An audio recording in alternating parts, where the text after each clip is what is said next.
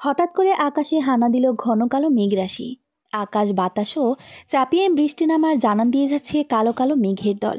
আকাশের দিকে তাকিয়ে ফাবিহা হাঁটার গতি বাড়িয়ে দিল। অল্প কিছু দূর যেতে না যেতেই ধরণীতে বৃষ্টিটা হুড়হুড় করে নেমে পড়ল। যেন কতকাল তাদের মাটি ছোঁয়া হলো না, কতকাল গাছের পাতায় খেলা করা হলো না। বৃষ্টি নামছে যেন কোনো প্রতিযোগিতা দিয়ে। কে কার আগে নামবে এই প্রতিযোগিতা পড়ে গেল বৃষ্টি ফোঁটার মধ্যে। আর সেই বৃষ্টি ফোঁটার ছোঁয়ায় যেন প্রাণ ফিরে পেল গাছগাছালি, মাটির সবুজ ঘাস। প্রকৃতি সবাই এত খুশি এই অসময়ে বৃষ্টি নামার কারণে। কিন্তু বৃষ্টির জন্য সামনে এগোতে না পারা ফাবিহা বেজায় চটে আছে। কেন এই অসময়ে বৃষ্টি নামতে হলো? তার যাওয়ার রাস্তা বন্ধ হয়ে গেল। এখন সে কীভাবে তার গন্তব্যে ফিরবে? বৃষ্টি কি আসার আর সময় পেল না। এই বৃষ্টির ওপর ভেজায় চটে গিয়ে রাস্তার পাশের একটা দোকানে কোনো রকম আশ্রয় নিল। কারণ সে ভিজে ভিজে টিউশনিতে গেলে তার সৎ মাদার ইন্ডিয়া লাঠি নিয়ে তাড়া করবে। ভিজার কারণে জ্বর এসে গেলে কপালে ভীষণ দুঃখ রয়েছে। তাই কোনো উপায় না পেয়ে অগত্যা একটা দোকানে আশ্রয় নিল। হঠাৎ করে অসময়ে বৃষ্টি যেন ব্যস্ত শহরের মানুষগুলোকে ঘরে ফেরার তাড়া দিচ্ছে। সারাদিনের খড়খড়া রোদের তাপে যেন ধরনের সব কিছুই উত্তপ্ত করে তুলেছিল। অসময়ে বৃষ্টি যেন উত্তপ্ত মরুভূমিতে এক পালি শান্তিকণা। তীব্র রোদের কারণে সকলের জীবন দুর্বিষহ হয়ে পড়েছিল, আর এই এক পশলা বৃষ্টি যেন সকলের মনে প্রাণ ফিরিয়ে দিল। অসময়ে এই ভারী বৃষ্টিতে রাস্তায় ও গাড়ি চলাচল করতে বেশ বেগ পোহাতে হচ্ছে। ভারী বর্ষণের কারণে একটা রিকশার সামনে যেতে না পেরে দোকানের সামনে গিয়ে দাঁড়ালো। আর সাথে সাথেই হুড়মুড় করে নেমে পড়ল একটা যুবক। গায়ের সাদা শার্টটা ভিজে শরীরের সাথে লেগে গেল। ফলে যুবকটির কৃত্রিম পদ্ধতিতে মাসেলগুলো দৃশ্যমান হয়ে রইল। সে দ্রুত গতিতে দোকানের চাউনিতে আশ্রয় নিল। দোকানের চাউনিতে ভিড় থাকায় ফাবিহার একটু অস্বস্তি হলেও কোনোরকম ভিড় থেকে একটু ফাঁকা জায়গায় দাঁড়ালো। যার দরুন বৃষ্টির পানির ছিটায় হাঁটু পর্যন্ত ভিজে যাচ্ছে। হাঁটু থেকে ভিজে যাওয়ার ফলে সাদা পায়জামায় ফর্সা পাজোড়া উন্মুক্ত হয়ে পড়ছে। শুধু মনে মনে বৃষ্টিকে বকে যাচ্ছে। এক ধ্যানে তাকিয়ে কি যেন বিড়বিড় করতে থাকলো। এদিকে যুবকটি কোনো রকমে নিজের শরীরের দিকে তাকিয়ে বলল, এই ভাদ্র মাসে এক জ্বালা, এমনি রৌদ্র এমনি জ্বর। বের হলাম শুকনায়, আর এখন ভিজে গিয়ে একাকার হয়ে গেলাম। সে দোকানের ভিড়ের মাঝে দাঁড়িয়ে পড়ল সে। চারিদিকে চোখ বলেই দেখতে গিয়ে তার চোখ একজোড়া ফর্সা পা দেখে আটকে গেল। ধবধবে সাদা একজোড়া পা থেকে মুক্ত ঝরছে যেন।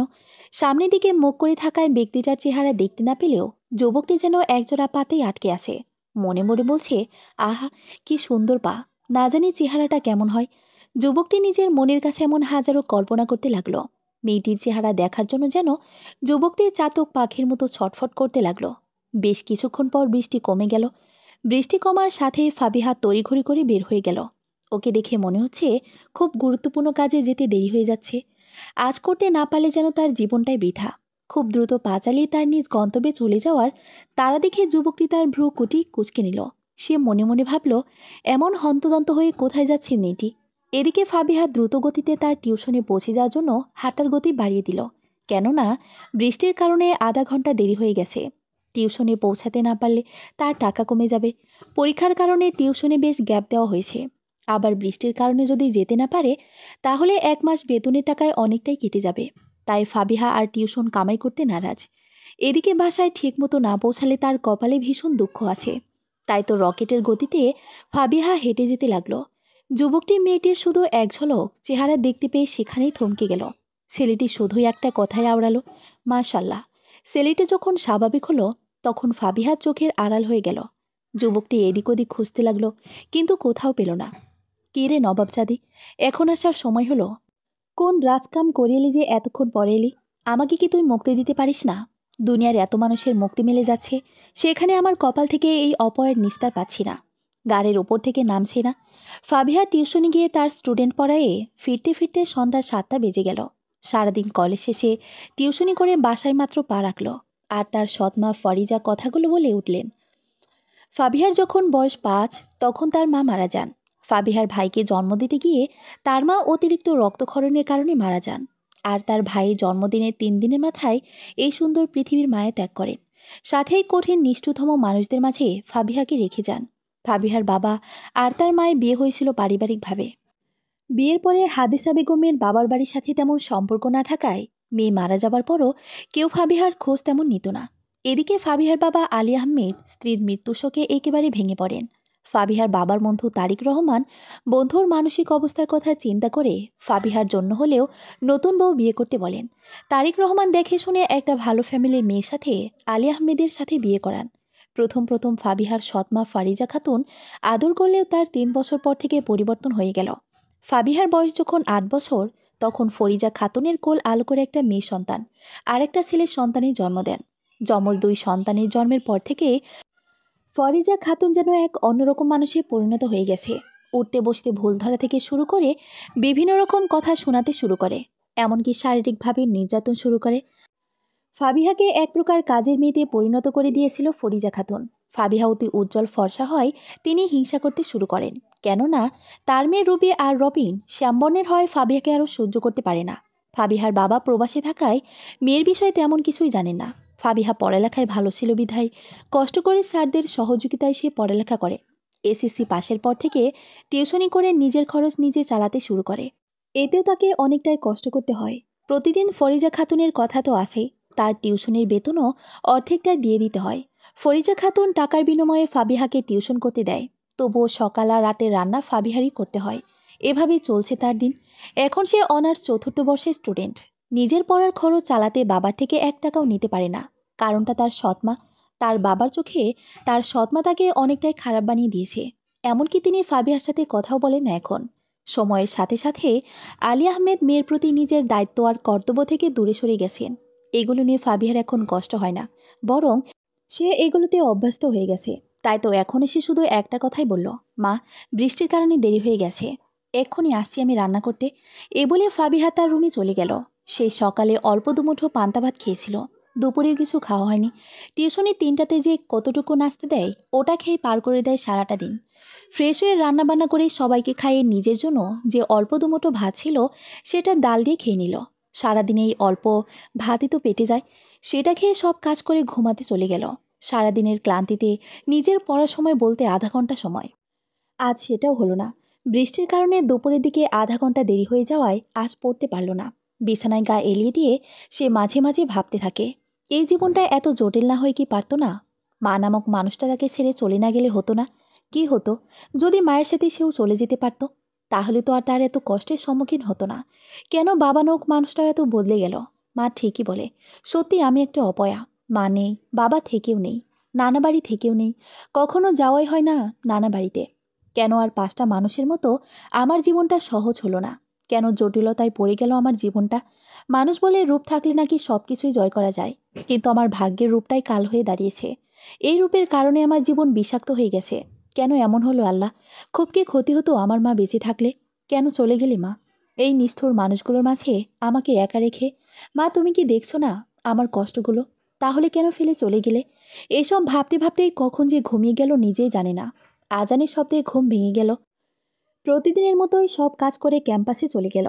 চৌধুরী গ্রুপ অফ ইন্ডাস্ট্রিজের মালিক ফরহাদ চৌধুরী 2 সন্তানের মধ্যে ছেলে যুবক ফারহান চৌধুরী। বয়স সবে 20-এর কোঠায়। এই অল্প বয়সে তরুক বুদ্ধিমত্তা দিয়ে নিজেদের বিজনেসটাকে দেশের নাম্বার 1 বিজনেসে পরিণত করেছে। যেমন বুদ্ধিতে তেমন তার গড়নে। হ্যান্ডসাম, ড্রেসিং বয়। মেয়েরা যাদেরকে বলে একেবারে চকলেট বয়, তেমন।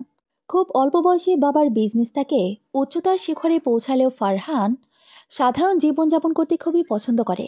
কোনো প্রাইভেট গাড়িতে চলাফেরা করা তার একেবারে অপছন্দনীয়। তাই তো সেই রিকশায় চড়ে অফিস থেকে ফিরছিল, আর ফেরার পথে বৃষ্টির কারণে দোকানের ছাউনিতে আশ্রয় নিয়েছিল। বাড়িতে এসে তার মা তাকে নিয়ে উদ্বিগ্ন হয়ে গিয়েছিল। ফারহানও তার মাকে ভালোবাসে, তাই সে মাকে অনেক বুঝিয়ে সুঝিয়ে শান্ত করেছিল। সকালে ফারহান ক্যাম্পাসে যাওয়ার সময় গাড়ি নিতে না চাইলেও তার মা বলেন, বাবা, তোকে কতবার বলেছি অন্তত গাড়িটা নিয়ে চলাফেরা কর। আমাদের শত্রুর কোনো অভাব নেই, কখন কি হয় কেউ বলতে পারে না। কালও তো এই বৃষ্টিতে ভিজে ভিজে একাকার কাণ্ড হয়ে এলি। গাড়ি নিলে এভাবে ভিজতে হতো না। তুই কি আমার কথা শুনবি না? তোর বাবাও কত করে বলে, একটা কথা যদি শুনতো আমাদের। তার যা ভালো লাগবে তাই করে। আমরা তো আর কেউ না, তাই না? মায়ের কথা শুনে ফারহান মায়ের দিকে তাকালো আর বলল, কেন জোর করো মা? আমার ভালো লাগে না আমার গাড়ি নিয়ে ঘুরতে, আর আমাকে কেউ কিছু করতে পারবে না। আমি ফারহানকে আর কিছু বলতে না দিয়ে মিসেস চৌধুরী এক প্রকার জোর করে উঠলেন। বললেন, তুই যদি আজ থেকে গাড়ি নিয়ে না যাস তাহলে আমি বুঝবো আমি তোর কেউ না। আমি মরে গেলেও তোর কিছু যায় আসে না আমি জানি। তাহলে যা, তুই তোর মতো করে, বাধা দেব না আমি। আমি কে তোর? কেউ না। মায়ের ইমোশনাল ব্ল্যাকমেলের কারণে ফারহান গাড়ি নিয়ে যাওয়ার জন্য রাজি হয়। তাই তার মাকে বলে ওঠে, ঠিক আছে মা, আমি আজ থেকে গাড়ি নিয়ে যাব। মিসেস চৌধুরীর জোরাজোরিতে ফারহান গাড়িতে নিতে বাধ্য হয়, কারণ সে তার মাকে কখনো না করতে পারে না। মায়ের প্রতি আলাদা একটা সফট কর্নার থাকায় সে কখনো মাকে কষ্ট দিতে পারে না। মায়ের কষ্ট হয় এমন কোনো কাজই সে করতে পারে না। সকালে নাস্তা করে ফারহান গাড়ি চালিয়ে ক্যাম্পাসের উদ্দেশ্যে বের হয়ে গেল। ফারহান ইন্টারন্যাশনাল ইউনিভার্সিটিতে পড়ে, তার পাশে রয়েছে সিটি কলেজ। দুইটা প্রতিষ্ঠান একসাথে হয় এখানে স্টুডেন্ট সংখ্যাও বেশ জনসমাগমে পরিপূর্ণ। ফারহান ভার্সিটি পৌঁছে গাড়ি পার্ক করতে আসতে আসতে হঠাৎ করে কারোর সাথে ধাক্কা খেল। চোখে দেখতে পান চোখ তুলে ধাক্কা দেওয়া ব্যক্তিটিকে কিছু বলতে যাচ্ছিল, কিন্তু সামনে তাকিয়ে যা দেখল তাতে তাই কথা সেখানেই আটকে গেল। থমকে গেল তার পৃথিবী। নিঃশ্বাসটা যেন নিতে কষ্ট হয়ে যাচ্ছিল। শুধুই কালকে সেই এক ঝলক দেখতে পাওয়া মুহূর্তটা আবার নাড়া দিয়ে উঠল। মুখ ফুটে সে কিছু বলতে চাইল, কিন্তু বলতে পারল না। মনে হচ্ছে কেউ তার কণ্ঠটাকে চেপে ধরে আছে। সে শুধু মনে মনে আওড়ালো, কি হচ্ছে এসব। এদিকে ফাবিহা খুব তাড়াতাড়ি তার কলেজে যাওয়ার জন্য খুব দ্রুতই হাঁটছিল। সে কোন দিক খেয়াল না করে মাথা নিচু করে হেঁটেই যাচ্ছিল। ক্লাসে দেরি হয়ে যাওয়ায় সে হাঁটার গতি বাড়িয়ে দিয়েছিল, কিন্তু আচমকা কারোর সাথে ধাক্কা খেয়ে হাতের বই পড়ে যায়। সে দ্রুত গতিতে বইগুলো নিয়ে যখন সোজা হয়ে দাঁড়ালো, তখন খেয়াল করলো একটা ছেলে তার দিকে অদ্ভুতভাবে দেখে আছে। দেখে মনে হচ্ছে জুনিয়র কেউ হবে, কিন্তু এভাবে কি দেখছে তাই সে ভেবে পেল না। আর সে ভাবলো না এত কিছু, শুধু কোনোরকম বলল, আসলে আমি দেখিনি ভাই, আমার ক্লাসে দেরি হয়ে যাচ্ছে, প্লিজ কিছু মনে করো না। ফাবিহার কথা ফারহান শুনল কি না কে জানে, সে শুধু দেখে থাকলো, কিছুই বলল না। ফাবিহা তার বলা বাক্য শেষ করে সেই কবেই হেঁটে চলে গেল। তার কোনো খেয়াল নেই ফারহানের। বেশ কিছুক্ষণ পর তার এক বন্ধু এসে হালকা ধাক্কা দিয়ে বলল, কি মামা, এভাবে কি দেখে আসোস? কি রে মামা, প্রেমে টেমে পড়ে গেলি নাকি? বন্ধুর কথা শুনে ফারহানের ধ্যান ভাঙল। নিজেকে কোনো রকম স্বাভাবিক করে বলল, কি যে বলিস না, চিনি না জানি না, এমনি প্রেমে পড়ে যাব নাকি? ফারহান চৌধুরী কি এতটাই ক্যারেক্টারলেস নাকি? ফারহানের কথা শুনে বন্ধু আহান বলল, তা প্রেমে পড়লেও কোনো লাভ নেই মামা, উনি কিন্তু তোমার সিনিয়র, হা হা হা। ফারহান এবার চোখ বড় বড় করে ফেলল। অবিশ্বাস্য দৃষ্টিতে সামনে তাকালো, দেখলো সিটি কলেজের গেট দিয়ে ভেতরে ঢুকে গেল ফাবিহা। এবার আহানের দিকে তাকিয়ে বলল, তুই কী করে জানলি মেয়েটা আমাদের সিনিয়র? ফারহানের কথা শুনে আহান বলল, কারণ আমার আপুর বান্ধবী ফাবিহা আপু। আহানের কথা শুনে মনে মনে ফারহান বলল, আমার আকাশে চাঁদ উঠেছে, সেই চাঁদ আমার সিনিয়র কেন হলো? জীবনে প্রথম কাউকে ভালো লাগলো, সে কেন আমারই বড় হয়ে গেল? আহানকে বলল, আচ্ছা বাদ দে, চল। ফারহান আর আহান দুজনে একসাথে ক্লাসে চলে গেল। ক্লাসে গিয়েও কোনোভাবে পড়ায় মন বসাতে পারল না ফারহান। তার মন তো পড়ে আছে সেই সিনিয়র ফাবিহা নামক মেয়েটির কাছে। ক্লাসে সে রোজকার মতো আজও ফাবিহার নিজ গন্তব্যের দিকেই ছুটল। বান্ধবী নাইমার থেকে বিদায় নিয়ে তার টিউশনে যাওয়ার জন্য হাঁটতে লাগলো।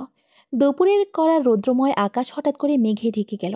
মনে হচ্ছে আজ আবারও বৃষ্টি নামবে, কিন্তু ফাবিহার কাছে বেশি টাকাও নেই যে রিক্সা ধরে চলে যাবে। কোনো উপায় না পেয়ে হাঁটার গতি আরও বাড়িয়ে দিল। ফাবিহার হাঁটার গতি দেখে মানুষ বোধহয় ভাবতে লাগলো, মেয়েটার কি হয়েছে, রাস্তার মধ্যে এমনভাবে হাঁটছে। কিন্তু মানুষের এই ভাবনা ফাবিহার কখনো দেখে না, কারণ তার জীবন তো তাদের মতো স্বাভাবিক না। শান্ত হয়ে আস্তে ধীরে হেঁটে গন্তব্যে যাবে। তার তো জীবনটাই একটা পরীক্ষা। তাকে প্রতিনিয়ত যুদ্ধ করতে হচ্ছে দুমুঠো ভাত আর থাকার জন্য। তাকে তো বলার মতো কেউ নেই, মা তোর তো কষ্ট হচ্ছে, এত কষ্ট করিস না। হাই, তার জীবনে তো এত সুখ নেই যে কেউ ভালোবেসে যত্ন নিবে। প্রথম টিউশনটা কলেজ থেকে 30 মিনিটের রাস্তা, তাই বৃষ্টি শুরু হওয়ার আগেই সে সেখানে পৌঁছাতে চায়। কিন্তু ইতিমধ্যে বৃষ্টি নামতে শুরু করেছে। কলেজ থেকে 10 মিনিট হেঁটেই বৃষ্টি শুরু হয়ে গেল। কোনো রকম একটা দোকানে গিয়ে দাঁড়ালো।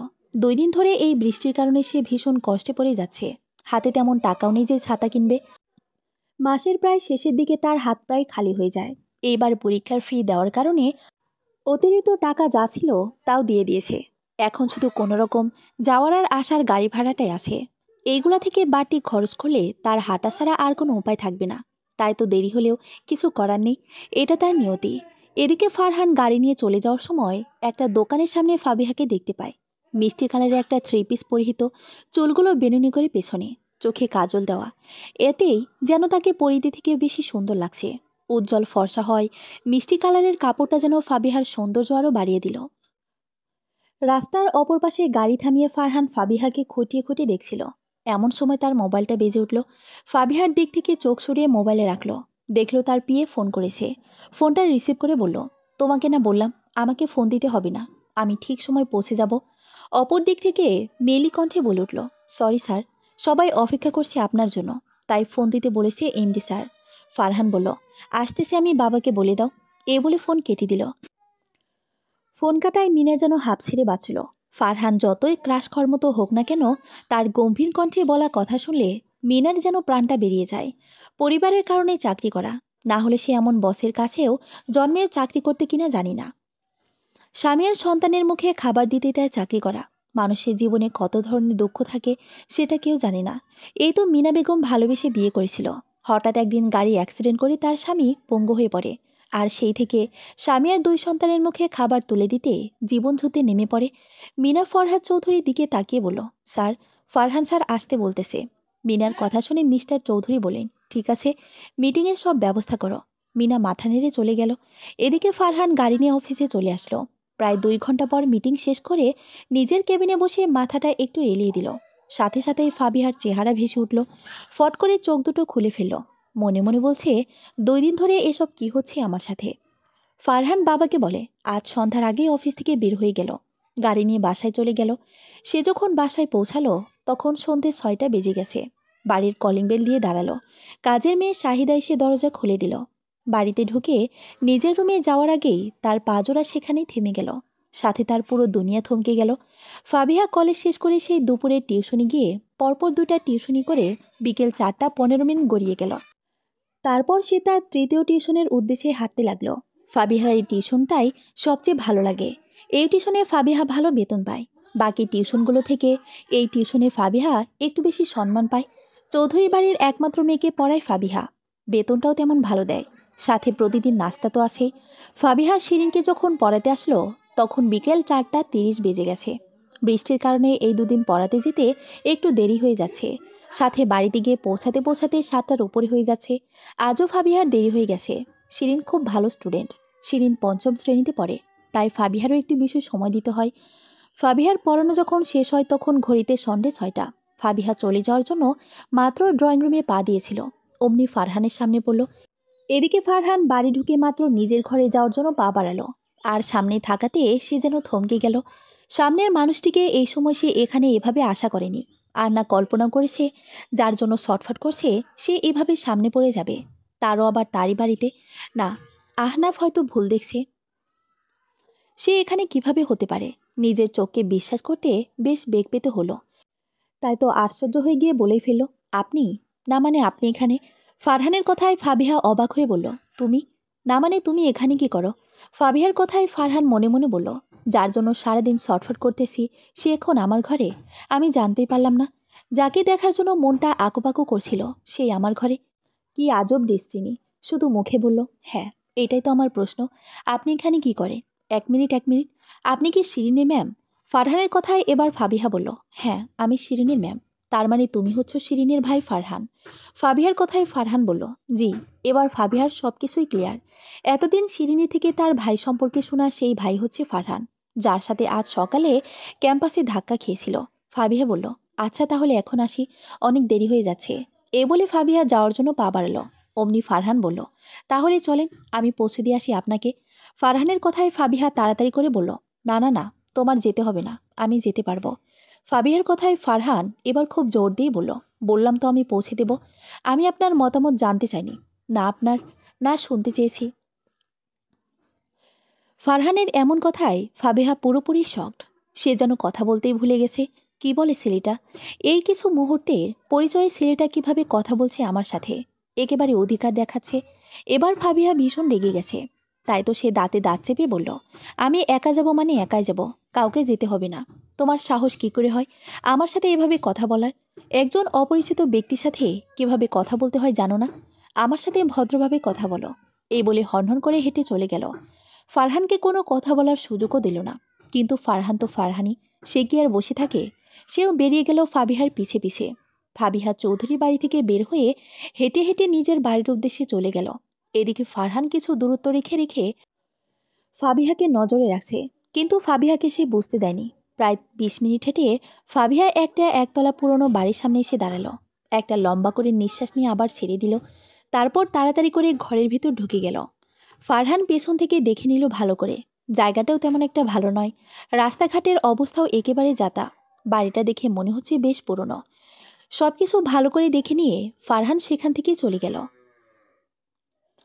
মহারানী আসার সময় হলো। সব আপদ আমার ঘরে এসে কেন পড়ে বুঝি না, ঘাট থেকে তো নামলেই বাঁচি। বাড়ির ভেতরে পা দিয়ে এই কথাগুলো শুনতে হলো সৎমায়ের কাছ থেকে। কিছু না বলেই ফাবিহা উপরে চলে গেল। কিছু বললেই তার উপর দিয়ে কী যাবে তা একমাত্রই আল্লাহ জানে। সারাদিনের ক্লান্তিতে বাড়ি এসে যদি ঝামেলা হয় তাহলে সেটা আরও বিগড়ে যাবে। তাই চুপচাপ কিছু না বলে চলে গেল নিজের জন্য বরাদ্দকৃত রুমে। রুমে গিয়ে চোখের পানি ছেড়ে দিল। শুধু মনে মনে বলল, কি এমন পাপ করেছিলাম যে এমন হতে হলো আমার জীবনটা? শান্তি নামক শব্দটা কি আমার হবে না কখনো? কেন আমার জীবনটাই এত জটিলতায় ভরা? নিজের চোখের জল মুছে নিয়ে ফ্রেশ হয়ে রান্না করে নিল। আজ বাড়িতে ভালো রান্না করা হলো, মাছ মুরগি আরও কত কি। সব রান্না করতে করতে প্রায় 10টার উপরে হয়ে গেল। আজ বাড়িতে তার সৎমায়ের বোন আর বোনের ছেলে মেয়েরা এসেছে, তাই ভালো ভালো রান্না করা হলো। 10:30টার দিকে সবাই খেতে বসলো, শুধু ফাবিহা ছাড়া। এদিকে খিদায় তার পেটে ইঁদুর দৌড়ে যাচ্ছে সে কখন থেকে, কিন্তু কিছু খেতে পারবে না এখন। সবার খাওয়া শেষ হলেই তার খাওয়ার অনুমতি রয়েছে। সেই সকালবেলা 2 মুঠো ভাত পেটে পড়েছিল। টিউশনে আজ তেমন কিছু খাওয়া হয় নাই। খিদার জ্বালায় শুধু কিছুক্ষণ পরপর পানি খাচ্ছে। আর এদিকে সবাই নিজের মতো করে খেতে লাগলো আনন্দ করে। হঠাৎ করে অভি বলল, ফাবিহা আপু, তুমি খাবে না আমাদের সাথে? সেই কখন থেকে দেখছি সবাইকে দিচ্ছ, কিন্তু তুমি খাচ্ছ না। এসো, তুমিও আমাদের সাথে বসে খাও। কি দারুণ রান্না করেছো তুমি। অভি হলো ফরিজা খাতুনের বোনের ছেলে, বয়সে ফাবিহার ছোট। অভির কথায় ফাবিহা তাড়াতাড়ি তার মায়ের দিকে তাকালো, যে এখন অগ্নির দৃষ্টিতে দেখছে ফাবিহাকে। ফাবিহা কোনো রকমে হেসে বলল, না না অভি, তোমরা খাও, আমি পরে খাবো। ফাবিহার কথায় অভি কিছু বলার আগেই ফরিজা খাতুন বললেন, অভি তুই খেয়ে নে বাবা, ও পরে খাবে। তুই ওর কথা না ভেবে নিজের খাওয়ায় মনোযোগ দে বাবা। এবার অভি আর কিছুই বলতে পারল না, কারণ সে তার খালাকে ভীষণ ভয় পায়। বিশেষ করে ফাবিহাকে নিয়ে কিছু বললে তার খালা কেমন জানি আচরণ করে, তাই সে খালাকে আর কিছুই বলতে পারল না। ফরিজা খাতুন ফাবিহাকে দেখে চেয়ে বলল, তুই এখানে সঙ্গের মতো দাঁড়িয়ে আছিস কেন? যা এখান থেকে। মায়ের কথা শুনে রুবি বলল, তার কাজই তো মানুষের দিকে নজর দেওয়া। দেখ না, সেই বেহার মতো এখনও দাঁড়িয়ে আছে। রবিন বলল, এটা কোন ধরনের আচরণ রুবি? আপু তোর বড়, সম্মান করতে না পারিস তো করিস না, কিন্তু এভাবে কথা বলিস না। রবিনের কথা শুনে রুবি চোখ মুখ কুঁচকে বলল, তোর তো চামচাগিরি করতে হবে না, তুই চুপ থাক। আমি তোকে আপু হিসেবে মানি না, ও আমার আপু না, বুঝলি তুই? এবার ফাবিহা সব শুনে বলল, তোরা আমাকে নিয়ে ঝামেলা করিস না ভাই, আমি চলে যাচ্ছি। এ বলে ফাবিহা ওখান থেকে চলে গেল। সে যাওয়ার সাথে সাথে রবিন বলল, আমি বুঝি না তোমরা আপুকে সহ্য করতে কেন পারো না। সে তোমাদের কি ক্ষতি করলো? বাড়িতে কুকুর বিড়াল থাকলে তাকেও মানুষ আদর করে, আর সেখানে আপু তোমাদের সব কিছু করে দেয়। এমনকি প্রতিদিন কলেজ টিউশন করে এসে সব রান্না করা থেকে বাড়ির সব কাজ করে। তাহলে তাকে কেন সহ্য করতে পারো না? আচ্ছা আম্মু, আপু তোমার নিজের মেয়ে নয় বলে এমন করো? আমাকে এটা বলো, তোমার মেয়ে তোমার জন্য আজ পর্যন্ত কি করছে? রবিনের কথায় রুবি তেলে বেগুনে জ্বলে উঠে বলল, দেখলে মা, তোমার ছেলেও কাজের মেয়েটার সাথে আমার তুলনা করছে। ওই অপয়ের জন্য আমার সাথে ঝগড়া করছে। রুবি আর রবিনের ঝগড়া দেখে ফরিজা খাতুন রবিনকে বলল, অনেক হয়েছে তোদের ঝগড়া, এবার চুপচাপ খা। ওই অপয়ার জন্য তোরা কেন ঝামেলা করবি? রবিন, তোকে কতবার বলছি ওর হয়ে কিছু বলবি না। আমার কথা কানে যায় না নাকি? আর একটা কথাও শুনতে চায় না আমি। মায়ের কথা শুনে দুজনে চুপ হয়ে গেল। রবিন বরাবরই প্রতিবাদ করতে গেলে তার মায়ের থেকে কথা শুনে চুপ হয়ে যায়। সৎ বোন হলেও কিছুটা টান রয়েছে তার ফাবিহার প্রতি, কিন্তু রুবি আর তার মায়ের জন্য সে কিছুই করতে পারে না। মাঝে মাঝে তারও বড্ড মায়া হয় বোনের জন্য। সে মনে মনে দোয়া করে যেন এই পরিবার নামক নরক থেকে যেন ফাবিহার মুক্তি হয়। তার জীবনে এমন কেউ আসুক যেন ফাবিহার কষ্টে ভরা জীবনটাতে এক পশলা বৃষ্টি নামে। তার রৌদ্রের খরা পড়া জীবনে যেন এক টুকরো মেঘ এসে হানাদি তাকে ভরিয়ে তোলে, শান্ত করে দিয়ে যায় যেন তার এই বিষাক্ত জীবন। বিষণ্ণ হয়ে ডাইনিং টেবিল থেকে ফাবিহা চলে গিয়ে রান্নাঘরে ঘাপটি মেরে বসে পড়ে। কেননা টেবিলে গেলে তার আর শান্তিতে থাকতে হবে না। রবিনের সব কথা শুনে তার বুকে যেন চিনচিন ব্যথা অনুভব হয়। রবিনী তার জন্য কিছুটা উদ্বিগ্ন হলে তার মা আর বোন দুজনে তাকে চুপ করিয়ে রাখে। এখনও তার ব্যতিক্রম হয়নি। সবাই খাওয়া দাওয়া শেষ করে চলে গেল, কিন্তু ফরিজা খাতুন দাঁড়িয়ে রইল। আজ তুই ডাল ছাড়া কিছু খাবি না। যেসব রান্না বেঁচে গেছে সবগুলো তুলে রাখ, আর ডাল ছাড়া তুই কিছু খাবি না। তোর কারণে আজ আমার ছেলেমেয়ে দুটো ঝগড়া করেছে, তার শাস্তিস্বরূপ তুই ডাল ছাড়া কিছু পাবি না। ফাবিহা কিছু না বলে শুধু মাথা নাড়ল। আর ফরিজা খাতুন সেখান থেকে নিজের রুমে চলে গেলেন। সব কাজকর্ম করে ভাত খেয়ে ঘুমাতে যেতে যেতে প্রায় রাত 12টার কাছাকাছি হয়ে গেল। বিছানায় গা ছেয়ে দিয়ে ক্লান্তিতে চোখ বুজে নিল। এদিকে ফারহান বাসায় গিয়ে শিরিনী থেকে জিজ্ঞেস করতে লাগলো ফাবিহার ব্যাপারে। ফাবিহার সম্পর্কে সে যতটুকু জানে সবই বলল। ঘুমাতে গিয়ে যেন তার চোখে ঘুম আসছে না, আসবে কি করে? চোখ বন্ধ করলেই রূপবতীর অপরূপা মুখটি ভেসে উঠতে, গোল গোল মায়াবী মুখে যেন এক টুকরো চাঁদ উঁকে দিচ্ছে, কাজল কালো চোখগুলোতে যেন পদ্মরা খেলা করছে। না, কিছুতেই ঘুম আসছে না। কি জাদু করলেন আপনি 2 দিনের দেখায়? আমার ঘুম যেন হারিয়ে গেল চোখ থেকে। কিছুতেই যখন ঘুম আসছে না তখন উঠে বসলো। কিছু একটা ভেবে টেবিল লাইট জ্বালিয়ে দিয়ে ডায়েরি নিয়ে বসলো আর খাতার পাতায় তার মনের অভিযোগগুলো গড়গড় করে লিখতে শুরু করলো। লেখা শেষ করে সে ঘুমিয়ে যায়। রাতে দেরিতে ঘুমানোর ফলে ফাবিহার আজ একটু দেরিতেই ঘুম ভাঙে, যার জন্য সব কাজ করে ক্যাম্পাসে যেতে একটু দেরি হয়ে যায়। যখন সে ক্যাম্পাসে পৌঁছায় তখন গেটের সামনে ফারহানকে দাঁড়িয়ে থাকতে দেখে। যদিও ফাবিহা বুঝতে পারে তার জন্য দাঁড়িয়েছিল, কিন্তু সে তাকে পাশ কেটে চলে যেতে চাইল। কিন্তু ফারহান তাকে আটকে দিল, বলল, দেখেও না দেখার মতো ভান করে চলে যাচ্ছেন যেই মানুষটার জন্য এতক্ষণ ধরে অপেক্ষা করলাম, সেই মানুষটা দেখেও না দেখার মতো করে চলে যাচ্ছেন যে। ফারহানের কথায় ফাবিহা চোখ ছোট ছোট করে ফেলল। কপাল কুঁচকে বলল, কেন অপেক্ষা করছিলে? আমি তো তোমাকে অপেক্ষা করতে বলিনি, না তোমাকে এখানে দাঁড়িয়ে থাকতে বলেছি। ফারহান বলল, আপনি বলা আর না বলাতে কিছু যায় আসে না আমার। আমার মন বলেছি তাই আমি এখানে অপেক্ষা করছি। আর আমি আপনাকে থাক, এখন না, সময় হলে ঠিক জানতে পারবেন। এবার ফাবিহা কিছুটা বিরক্ত হয়ে বলল, তুমি শিরিনের ভাই বলে কিছু বলছি না, না হলে তোমাকে এখনই। এই বলে দ্রুত হেঁটে চলে যায়। তার এমনিতেও দেরি হয়ে গেছে, আর এই ছেলে সকাল সকাল পিছনে পড়ে আছে। যত ঝামেলা তার পেছনে কেন তাড়া করে সে বুঝে উঠতে পারে না। আর ফারহান আহমকের মতো দাঁড়িয়েই সেখানে দাঁড়িয়ে রইল। এভাবেই কেটে গেল প্রায় 15 দিন। দিনগুলোতে ফারহান ফাবিহাকে এতটাই জ্বালাতন করে যে সে বিরক্ত হয়ে যায়। না পারে ফারহানকে সহ্য করতে, না পারে কিছু বলতে, কেননা সে তার স্টুডেন্টের ভাই। তাই এখন সে কিছু বললে হিতে বিপরীত হবে। তাই সে কোনো রকম দিন পার করছে। কি কলেজ, কি তাদের বাড়ি। সে এতটাই বিরক্ত করতেছে ফাবিহা অতিষ্ঠ হয়ে উঠছে। এই তো 2 দিন আগে ফাবিহার মোবাইলে হঠাৎ করে অপরিচিত নাম্বার থেকে কল আসে। প্রথমে সে রিসিভ না করলেও বারবার কল আসায় রিসিভ করে। কানে দিয়ে হ্যালো বলতেই অপর পাশ থেকে ছেলেকণ্ঠ ভেসে আসে। প্রথমে সে চিনতে না পারলেও পরক্ষণে ফারহানের আওয়াজ চিনতে পারে। ফারহান বলল, ফাবিহা, আপনাকে আমি ভালোবেসে ফেলেছি। বিশ্বাস করুন, আপনি আমার বড় হলেও আমি আপনাকেই ভালোবাসবো আজীবন। একটাবার সুযোগ দেন আপনাকে ভালোবাসার। আজীবন আপনাকে আগলে রাখবো আমার ভালোবাসায়। কখনো দুঃখ নামক কষ্টটা চুতে দিব না আপনাকে। কখন আপনি অসম্মানিত হবেন না এই ফারহানের কাছে। শুধু একটিবার সুযোগ দিন। কথাগুলো শুনে ফাবিহা উত্তর না দিয়েই কলটা কেটে দিল। ফারহান হতাশ হয়ে নিজে নিজে বলল, একটাবার কি সুযোগ দিতে পারে না ফাবিহা? আপনাকে আগলে রাখার একটাবার সুযোগ দিলে খুব কি ক্ষতি হয়? ফারহান মনে মনে একটা সিদ্ধান্ত নিয়ে নেয়, যা হবার হোক। ফাবিহাকে মানাতে যত কষ্টই হোক না কেন সে মানাবে, তাকে বিয়ে করবে। আজ রবিবার সকালেই সব কাজ করে ফাবিহা ক্যাম্পাসে চলে গেল। দুপুরে ক্লাস শেষ করে বের হতে হতে আকাশের মেঘেরা যেন ধরণীকে ডেকে নিল। সারাদিনের রৌদ্রতাপে উত্তপ্ত ধরণী যেন পরিণত হয়ে গেল কালো ছায়ায়। সাথে বাতাসের ধমকা হাওয়ায় মন প্রাণ যেন জড়িয়ে দিচ্ছে। আজ ফাবিহার ভিজতে ইচ্ছে করছে, তাই সে বৃষ্টির অপেক্ষায় একটা লেকের পাড়ে বসে রইল। হঠাৎ করে আকাশ বাতাস ছাপিয়ে গগন কাঁপিয়ে বৃষ্টি শুরু হলো। একেবারে মুষলধারে বৃষ্টি যাকে বলে। আর সেই বৃষ্টিতে আজ ফাবিহার কোনো বিরক্তি নেই, আছে শুধু নিজের মনের দুঃখগুলোকে ধুয়ে মুছে সাফ করার প্রয়াস। আজ তার মায়ের মৃত্যুবার্ষিক। আজকের এই দিনে তাকে একা করে দিয়ে এই নিষ্ঠুর পৃথিবীতে ফেলে চিরদিনের জন্য চলে যায়। প্রতিবারই সে দিনটি একা কাটায়।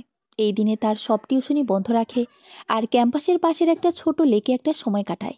আকাশের দিকে মুখ করে বৃষ্টির প্রতিটি ফোঁটা উপভোগ করতে থাকে। মনের আর শরীরের ক্লান্তি যেন ধুয়ে মুছে পরিষ্কার করে দিচ্ছে। ফারহান দূর থেকে অনেকক্ষণ ধরে চেয়ে আছে ফাবিহার দিকে। ফাবিহা যে বৃষ্টিতে ভিজে যাচ্ছে তার কোনো ভ্রুক্ষেপ নেই। সে নিজের মতো করে ভিজছে শুধু, কিন্তু এভাবে ভিজলে তো তার শরীর খারাপ হবে। তাই সে আর নিজেকে শান্ত রাখতে পারল না। হন্তদন্ত হয়ে খুব বেশি অধিকার বোধ দেখিয়ে ফাবিহার কাছে গিয়ে হাত ধরে টান দিল। হঠাৎ করে হাতে টান পড়ায় ফাবিহা হাত ধরা ব্যক্তির দিকে তাকালো, আর সামনে ফারহানকে দেখে সে রেগে গেল।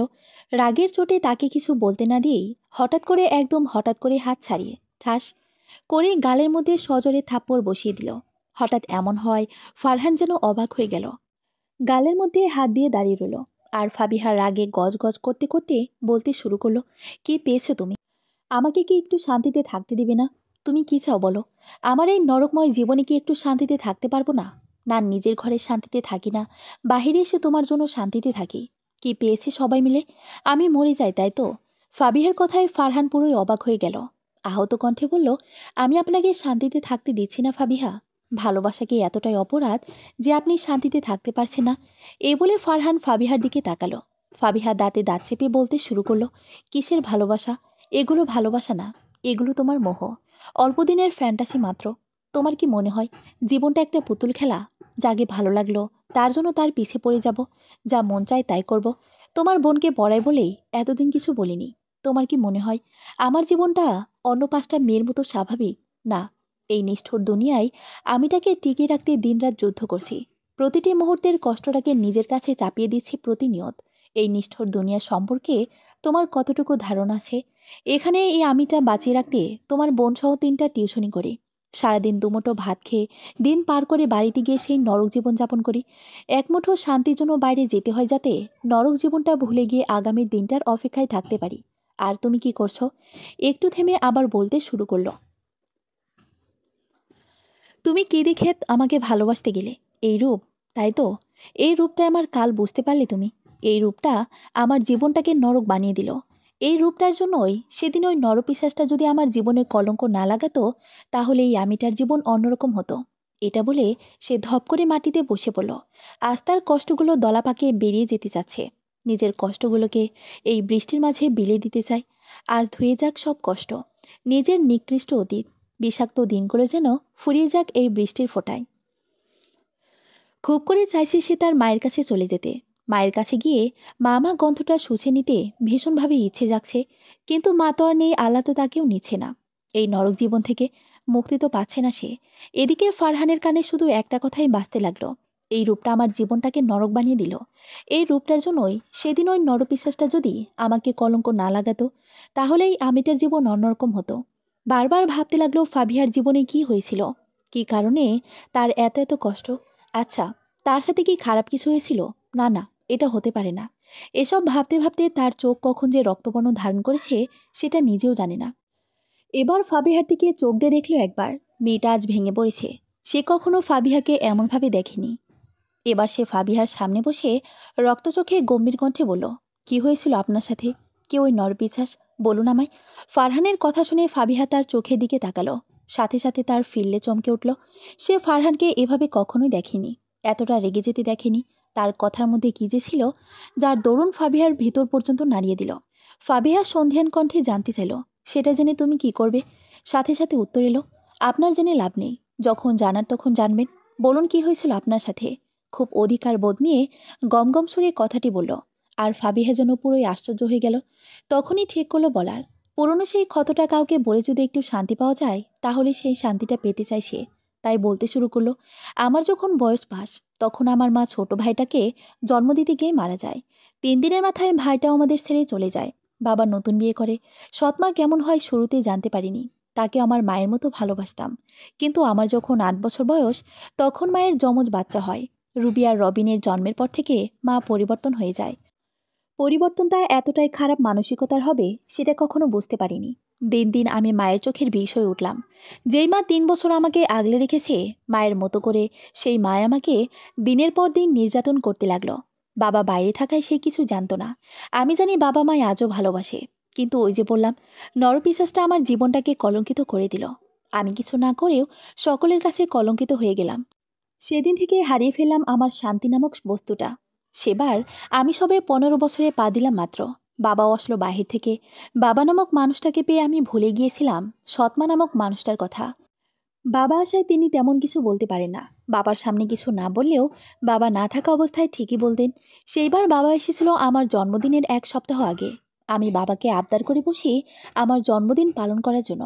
মা থাকতে পালন করা হলেও পরে আর পালন করা হয়নি। অনেকদিন পর জন্মদিন পালনের আনন্দে মায়ের বাবার বাড়ি থেকে সবাইকে দাওয়াত দেওয়া হয়। সাথে বাবা আসার আনন্দ তো আছেই, কিন্তু সেই আনন্দই আমার জীবনের শেষ আনন্দ হবে কে জানত। জন্মদিন উপলক্ষে অনেক আত্মস্বজনকে দাওয়াত করায় অনেকে এলো। মায়ের সব ভাই বোন সপরিবারে আমাদের বাসায় এসেছিল। তার মধ্যে মায়ের মেজ ভাইয়ের ছেলে রাকিবও এসেছিল। তার বয়স হয়তো তখন 18 বা 19 হবে। সেদিন জন্মদিনের কেক কাটা আর খাওয়া দাওয়া শেষ করে নিজের ঘরে চলে যায়। খুশিতে আমি ভুলেই গিয়েছিলাম দরজা আটকাতে। সেটাই হলো আমার জন্য বড় ভুল।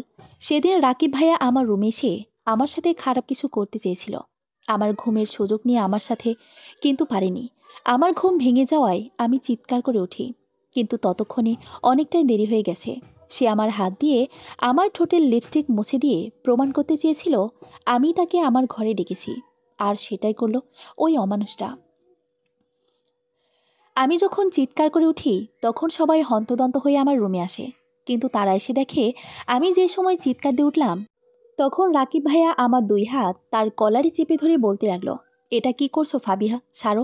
তুমি আমাকে এভাবে এখানে নিয়ে এসে কী করতে চাইছো? ফাবিহা ছাড়ো বলছি, সবাই দেখলে আমাকে খারাপ ভাবে, প্লিজ ছেড়ে দাও। রাকিব ভাইয়ার কথা শুনে তখন আমি স্তব্ধ হয়ে গেছি। আমি বিস্ময়ে ভুলে গেছি আমার শরীরের দিকে তাকাতে, ভুলে গেছি আমি ঠিক কোন অবস্থায় সেখানে আছি। বাড়ির সবাই এসে রাকিব ভাইয়ার কথাগুলো শুনেই আমাকে দেখে যা বোঝার বুঝে গেল। তাদের সবার চোখে আমি খারাপ হয়ে গেলাম, সবাই আমাকেই কলঙ্ক দিল। কিন্তু যে আসল অপরাধ করেছে সে সকলের মাঝে ভালো হয়ে গেল।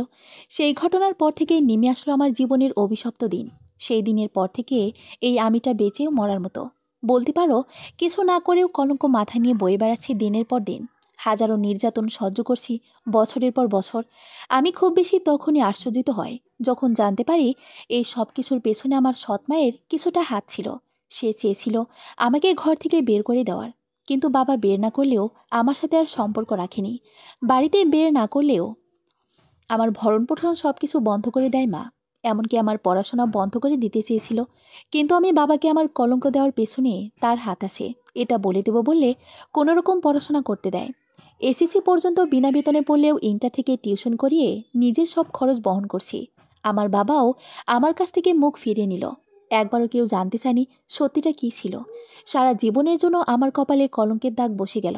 সবার চোখে আমি হয়ে গেলাম দোষচরিত্রা। এতগুলো বছর কিভাবে বেঁচে আছি আমিই জানি। আত্মহত্যা যদি মহাপাপ না হতো তাহলে হয়তো সেই কবে করে বসতাম, কিন্তু এখন এগুলো শুনতে শুনতে অভ্যাস হয়ে গেছি। খারাপ লাগে না, বরং নিজের ভাগ্যকে মানিয়ে নিয়েছি। একনাগার কথাগুলো বলে থামল। তার কথা শুনতে শুনতে কখন যে ফারহানের চেহারা রক্তবর্ণ হয়ে গেল বুঝতেই পারল না। শক্ত করে হাত দুটি মোট করে রাখল, চোখ বুজে নিজেকে শান্ত করল। এবার বেশ শান্তভাবে বলল, আমার সাথে যাবেন ফাবিহা, শুধু একটিবার প্লিজ। ফাবিহা অবাক হয়ে ফারহানের দিকে তাকালো, সন্ধিয়ান কণ্ঠে বলল, কোথায় যাব? আমাকে বিশ্বাস করতে পারেন, আপনাকে আমি পূর্ণ সম্মান করি, একটিবার আসুন প্লিজ। ফাবিহা যেতে না চাইলেও আর না করতে পারেনি, কারণ এখন তার অনুশোচনা হচ্ছে। কেননা সে নিজের আগে নিয়ন্ত্রণ হারিয়ে চর বসিয়ে দিল। সকালে সৎ মায়ের কথা আর আজ নিজের মায়ের মৃত্যুবার্ষিকী সব কিছু মিলিয়ে সে একেবারে মেজাজ হারিয়ে ফেলল। আর মেজাজটা তখন চওড়া হলো যখন তার হাতে টান পড়ল। এবার সে কোনোরকম বলল, ভিজা শরীর নিয়ে কোথাও যাব না। আমার অতীত জেনেও কেন এমন করছো? আর আমি তোমার 3 বছরের সিনিয়র, বুঝলে? ফাবিয়ার কথায় ফারহান বলল, সেটা আমি জানি, আর এজন্যে আপনাকে নিয়ে যেতে চাচ্ছি। এবার কোনো কথা না বলে উঠে আসুন। এতক্ষণ ধরে দুজনে মিলে কাকভেজা হয়ে গেছে, এখন বৃষ্টি কিছুটা কমে গেছে। আজ নির্ঘাত ফাবিহার কপালে দুঃখ আছে, আজ মনটা খুব হালকা লাগছে। নিজের মাঝে জমিয়ে রাখা কথাগুলো কাউকে তো শোনাতে পারল না, হোক সে রক্তের কেউ। রক্তের মানুষগুলোই তো কুকুরের চেয়ে কম কিছু মনে করে না। এতগুলো বছর কষ্টগুলোকে নিজের মাঝে রেখে গুমড়ে গুমড়ে মরেছে। আজ কাউকে বলতে পেরে সত্যি শান্তি লাগছে। মনে হচ্ছে বুক থেকে কোনো ভারী পাথর নেমে গেছে। এই ছেলেটা কেন বুঝে না ও দুনিয়াটাকে কত সহজ মনে করে? ততটা সহজ নয়। এখানে আমার মতো অভাগীদের প্রতিনিয়ত কষ্টে দিন বার করতে হয়। এটা ভেবে কিছু বলতে যাবে তার আগে ফারহান তাকে বলে উঠল, আমি কোনো না শুনবো না। আমার যেটা ঠিক মনে হচ্ছে সেটাই করব। আমি আপনাকে প্রথম দেখায় ভালোবেসেছি, আর এখন আপনার অতীত জেনে আরও বেশি ভালোবাসি। চোখে দুষ্টুমি নিয়ে বলল, গালে চড় মারার জন্য শাস্তি তো পেতে হবে আপনাকে। এই বলে ফাবিহাকে নিয়ে সেখান থেকে চলে যেতে চাইল। বেচারি ফাবিহা কিছু বলতেও পারল না, কারণ সে অন্যের মেজাজের ওপর দিয়ে জড়েছে। তাও কোথাও না কোথাও এই ছেলেটার জন্য একটু হলেও জায়গা হয়েছে। এতদিনের বিরক্তিতেও কেন জানি ভালো লাগা কাজ করত, কিন্তু সে সব কিছু নিজের মধ্যে গোপন রাখার অগাধ প্রতিভা যে রয়েছে, তাই এখনও একই কাজ করে বসল। তাই আজও একইভাবে রাগ দেখিয়ে সেখান থেকে হনহন করে চলে গেল। এদিকে ফারহান নিজের কাছে নিজেই বেকুব বনে গেল।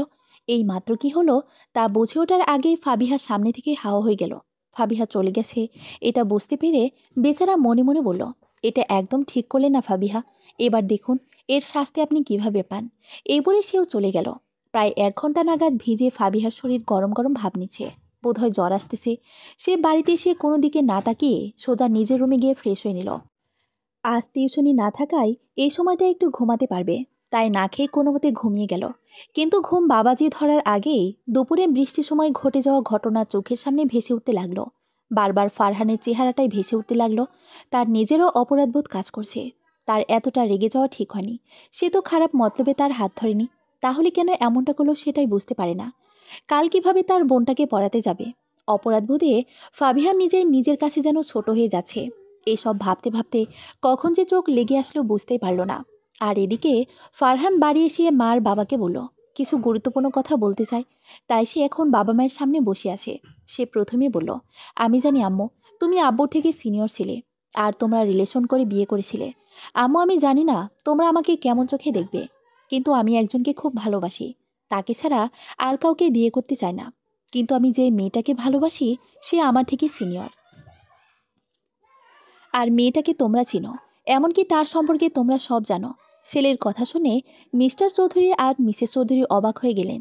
তার ছেলে এই প্রথম কোনো মেয়েকে ভালোবেসেছে, তাও আবার তার সিনিয়রকেও। আর তাকে তারা চিনে কিভাবে? মিসেস চৌধুরী অবাক হয়ে বললেন,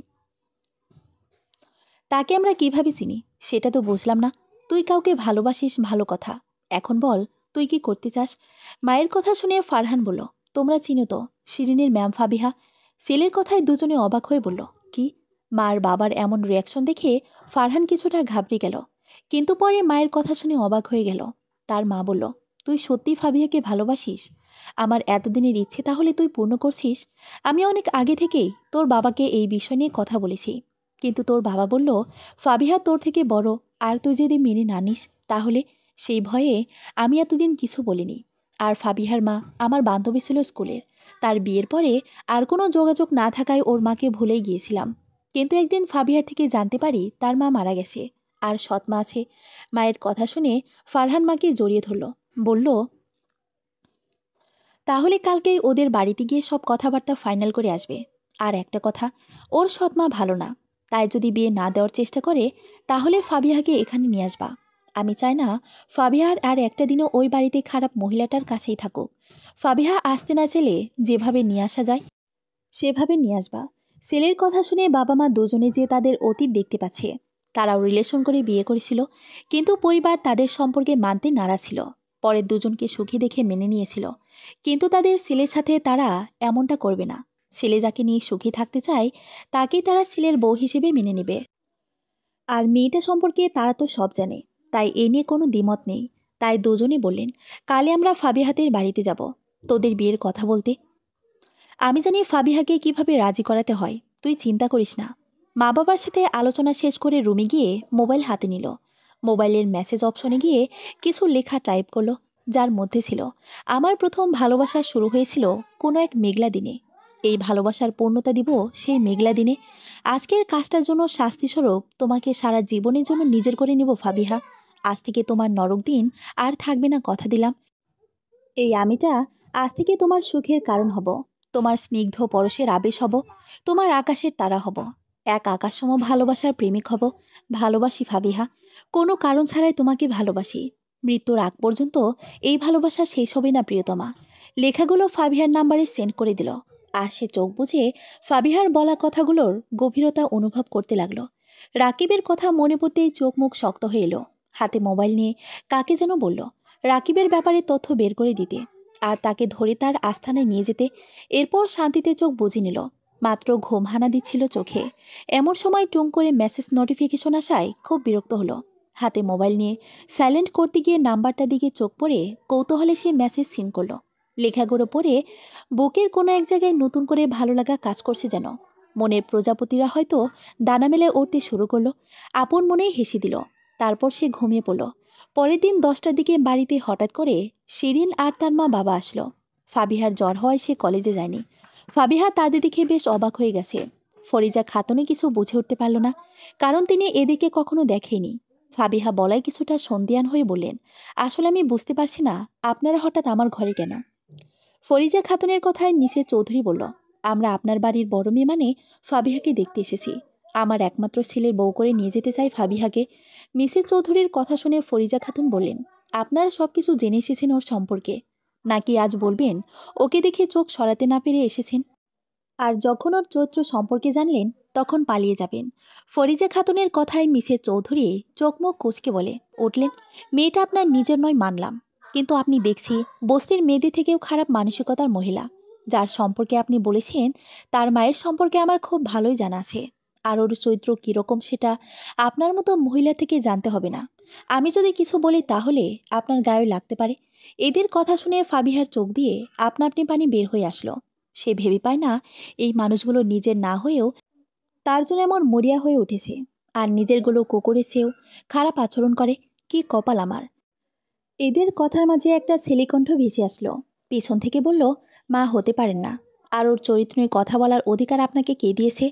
নিজের স্বার্থ সিদ্ধির জন্য কেউ সৎ মেয়েকে বুঝি কলঙ্ক দিতেও গায়ে বাঁধে না। কিভাবে পারলেন একটা মেয়ে মানুষ হয়ে আর একটা মেয়ের জীবনে কলঙ্ক দিতে? আপনারও তো মেয়ে আছে, একটু বিবেকে বাঁধল না? ফারহানের কথা শুনে সবাই পিছনে তাকালো, আর তাকিয়ে ফরিজা খাতুন ভয়ে চুপসে গেল। কারণ ফারহান একা আসেনি, সাথে করে নিয়ে এসেছে রাকিব নামের নরপিশাচটাকে, যে ফাবিহার জীবনকে নষ্ট করে দিতে চেয়েছিল। আর রাকিব ফারহানকে সব কিছু বলে দিয়েছে এবং তার স্বীকারোক্তি ভিডিও করে রেখেছে, যাতে করে ফাবিহার বাবার কাছে পাঠাতে পারে। হ্যাঁ, সেদিন ফরিজা খাতুনের কথায় রাকিব ফাবিহার ঘরে গিয়েছিল, কিন্তু ফাবিহার রূপ দেখে রাকিব নিজেকে সামলাতে না পেরে ফাবিহাকে ভোগ করতে চেয়েছিল, কিন্তু ফাবিহা জেগে যাওয়ায় সে কিছু করতে পারেনি। আর রাকিব নিজেকে বাঁচাতে সব দোষ ফাবিহার উপর চাপিয়ে দেয়, আর সঙ্গ দেয় ফরিজা খাতুন। কিন্তু আলী আহমেদ মেয়েকে বের না করে দিলেও কথা বলা বন্ধ করে দেয়, যার ফলে ফরিজা খাতুন আর বেশি না ঘাটিয়ে ফাবিহার জীবন দিন দিন বিষাক্ত করে তোলে। তাই ফারহানের কথায় আরও চুপসে গেলেন, কিছু না ভেবে বলেই ফেলেন, তোমরা নিয়ে যাও ওকে, আমি বাধা দিব না। যাও, আমি এই ঘর থেকে ওর বিয়ে দিব না। আমার স্বামী একটা টাকাও খরচ করবে না ওর জন্য। ফরিজা খাতুনের কথা শুনে ফারহান বলল, ওকে এমনিতেও নিয়ে যাব আজ। আমি আর একটা দিনও এই বাড়িতে থাকতে দিব না। আমার হবু স্ত্রীকে যেখানে আপনার মতো কালসাপ থাকে সেখানে। আর আমার শ্বশুর মশাইকেও একটা কল দিন, দেখুন ওনার স্ত্রী কতটা ভালো গুণের অধিকারী। তারও তো মেয়ের চরিত্র সম্পর্কে জানা দরকার, তাই না? ফারহানের কথায় ফরিজা খাতুন যেন জ্ঞান হারানোর উপক্রম। এই সব কিছু জানলে যে তার স্বামীও সংসার করতে হবে না, না তিনি এটা কখনোই হতে দিবেন না। আর ওনার কিসের ভয়? এখন এই বাড়ি আর আলী আহমেদ সাহেবের সকল সম্পত্তির মালিক উনি একা। স্বামীর সাথে ভালো আচরণ করে সব কিছু নিজের নামে করে নিয়েছে সেই কখন। তবুও স্বামীর কাছে তিনি খারাপ হতে চান না। বৃষ্টির সময় বিকেলবেলায় বেলকনিতে বসে চাতে চুমুক দিতে আপন মনেই বলে উঠল, এই মেঘলা দিনে তুমি আমার নরক জীবনের এক ফালে সূর্যের আলো। অমাবস্যা রাতে তুমি পূর্ণিমা, আমার অসম্পূর্ণ জীবনের পূর্ণতা। তুমি মেঘলা আকাশের রংধনু, অসম্ভব ভালোবাসি তোমায়। সেই প্রথম দেখা থেকে মেঘলা দিনে তুমি এলে হঠাৎ ফোটা পদ্মফুল হয়ে। মনের কোণে ওকে দিয়েছিলে প্রজাপতিরা, জানতে দেয়নি কভু ভয়ে। এই অভাগী কপাল ছিল বড়ই দুর্ভাগা, তাই তো মনের কোণে লুকিয়ে রেখেছি আপন মনে। আজ দেখো, আল্লাহ আমাকে তোমার করে দিল। আমি অসম্ভব ভালোবাসি আমার জীবনের পদ্মফুলকে।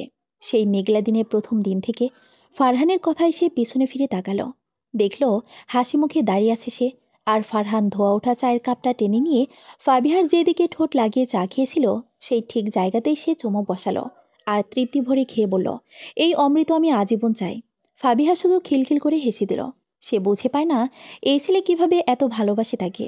সেদিন তার সৎ মায়ের মুখ বন্ধ করে দিয়ে তাকে নিয়ে চলে এসেছিল, আর তার বাবাকে তার মায়ের সম্পর্কে সব কিছু ফারহান নিজে বলছিল।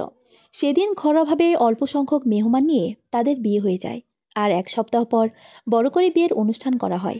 সত্যি সেদিন থেকে ফাবিহার জীবনে সুখেরা হানা দিয়েছে। মাঝে মাঝে ভয় হয় এই সুখ আজীবন থাকবে তো। এই মানুষটা তার থেকেও বেশি তাকে ভালোবাসে। ফারহান ফাবিহার কাছে গিয়ে দূরত্ব ঘুচিয়ে দিয়েছে, কপালে চুমো দিয়ে বলল, আই লাভ ইউ অন্নি রাম্য। ফাবিহা অবাক হয়ে বলল, কি বললি তুমি? অন্নি রাম্য মানে? ফাবিহার পেটে হাত দিয়ে ফারহান কানে কানে বলল, আমার ভালোবাসা তোমার মধ্যে বড় হচ্ছে ফাবিহা। তোমার আমার পূর্ণতার অস্তিত্ব অনুভব করো। ফাবিহা বিস্ময়ে মুখ হা করে ফেলল। সে তো ভুলেই গিয়েছিল তার পিরিয়ড ডেট পার হয়ে গেছে, আর এই মানুষটা ঠিক সেটা খেয়াল করে রেখেছে। সে মা হবে এ খুশিতে কথা বলাই যেন বন্ধ হয়ে গেছে। ফারহানকে শক্ত করে জড়িয়ে ধরে কান্না করে দিল। এটা সুখের কান্না, এই কান্না তার পূর্ণতার কান্না। শুধু কি কান্না করবেন ম্যাডাম? অন্যের বাবাকে একটু আদরও করেন দেখি, দেন ঝটফট একটা অমৃত সুধা। সারাদিন পেলাম না একটুও। ফারহানের কথায় ফাবিহা লজ্জা পেয়ে গেল। তাকে আরও লজ্জায় ডুবিয়ে দিতে তার অধর নিজের অধরে পড়ে নিল আর হারিয়ে গেল একজন অন্যজনের মাঝে। কতক্ষণ ছিল জানা নেই। যখন ছেড়ে দিয়ে ফারহান বলল, এবার শান্তি পেলাম এই অমৃতটুকু পেয়ে। তার কথায় ফাবিহার লজ্জা লুকাতে ফারহানের বুকে মুখ গুজে দিল আর বলল, ভালোবাসি ভালোবাসি ফায়াজের আব্বু। এভাবে কেটে যাক তাদের ভালোবাসাময় জীবন, সুখী হোক তাদের আগামী দিনগুলো। এই কামনায় এখানেই শেষ করলাম আমার কল্পনা, কিন্তু চলতে থাক তাদের পথ চলা। সমাপ্ত।